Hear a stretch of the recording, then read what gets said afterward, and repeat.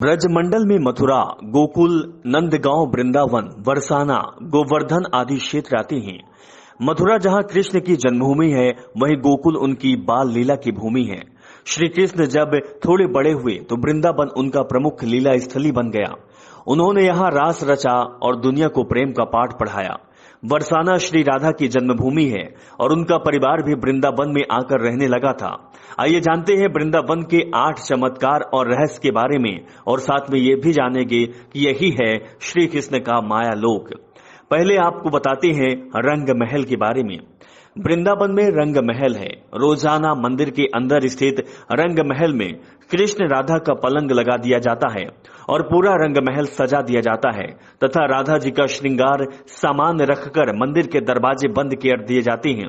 जब प्रातः दरवाजे खुलते हैं तो सारा सामान अस्त व्यस्त मिलता है। मान्यता है कि रात्रि में राधा कृष्ण आकर इस सामान का उपयोग करते हैं। हालांकि शाम के बाद ये मंदिर बंद हो जाता है और यह भी कहा जाता है कि अगर यहाँ कोई छुपकर राम लीला देखता है तो वहां अगले दिन वह पागल हो जाता है। अपने आप बंद होता है खुलता मंदिर। जी हाँ, वृंदावन में श्री कृष्ण का एक ऐसा मंदिर है जो अपने आप ही खुलता और बंद हो जाता है, और ये बहुत बड़ा रहस्य है। वृंदावन में तुलसी का भी रहस्य है।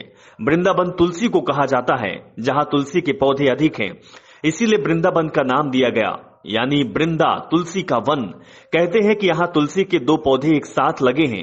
रात के समय जब राधा और कृष्ण रास रचाते हैं तो यही तुलसी के पौधे गोपियां बनकर उनके साथ नाचते हैं। इन तुलसी का एक भी पौधा यहाँ से कोई नहीं ले जाता। जिसने भी चुपचाप यह कार्य किया वह भारी आपदा का शिकार हो जाता है। अजीब है यहाँ के पेड़। मंदिर के परिसर में उगने वाले पेड़ और विधिवन में उगने वाले पेड़ भी अजीब हैं। यहाँ के पेड़ की शाखाएं नीचे की ओर बढ़ती हैं। जहां आमतौर पर पेड़ ऊपर की तरफ बढ़ते हैं, वहीं विधिवन के मौजूद पेड़ों की ऊंचाई बेहद कम है। इनकी शाखाएं इसकी जड़ों की ओर बढ़ती है। यहाँ पेड़ भी आपस में गुथे हुए हैं, जो इस जगह को देखने में रहस्यमयी बनाती हैं। मंदिर में करते हैं शयन। मंदिर में भगवान श्री कृष्ण रोज रात को खुद शयन करने आते हैं। उनके सोने के लिए मंदिर के पुजारी रोज पलंग लगाते हैं और जिस पर साफ सुथरी गादी एवं बिस्तर के ऊपर चादर बिछाते हैं। लेकिन कहते हैं कि जब मंदिर खुलता है तो उस बिस्तर की हालत देखकर सभी अचंभित हो जाते हैं, क्योंकि उसे देखकर लगता है कि यहाँ कोई सोया था।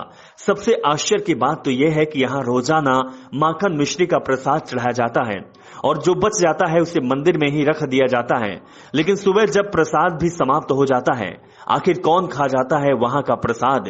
रात में यहाँ कोई भी नहीं रुकता। स्थानीय लोगों के अनुसार ऐसा बरसों से होता आ रहा है। कुछ लोग इसे अंधविश्वास मानते हैं और कुछ लोग इसे श्री कृष्ण का चमत्कार।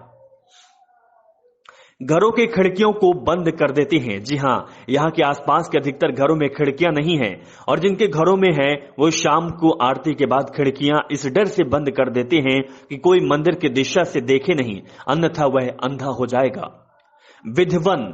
कहते हैं कि आज भी समय समय पर प्रभु वृंदावन के विधिवन और मधुवन में रास भी करते हैं। वहां के मंदिरों में भ्रमण भी करते हैं। कहते हैं कि श्री कृष्ण वृंदावन के विधिवन में राम लीला करने आते हैं और उनके साथ श्री राधा सहित उनकी 8 सखियां भी आती हैं। लोगों का मानना है कि यहाँ पर हर रात आरती के बाद श्री कृष्ण, राधा, उनकी गोपियां रास रचाते हैं। आसपास रहने वाले कई लोगों का कहना है कि उन्हें कई बार घुंघरूओं की आवाज सुनाई देती है, लेकिन कोई इस रास लीला को अपनी आंखों से देखने की हिम्मत नहीं रखता, और देख ले तो फिर दुनिया में कुछ और देखने समझने के लायक नहीं रहता, यानी अंधा हो जाता है। इसीलिए अब विधिवन के दरवाजे शाम 7 बजे बंद कर दिए जाते हैं। हरिदास भक्त।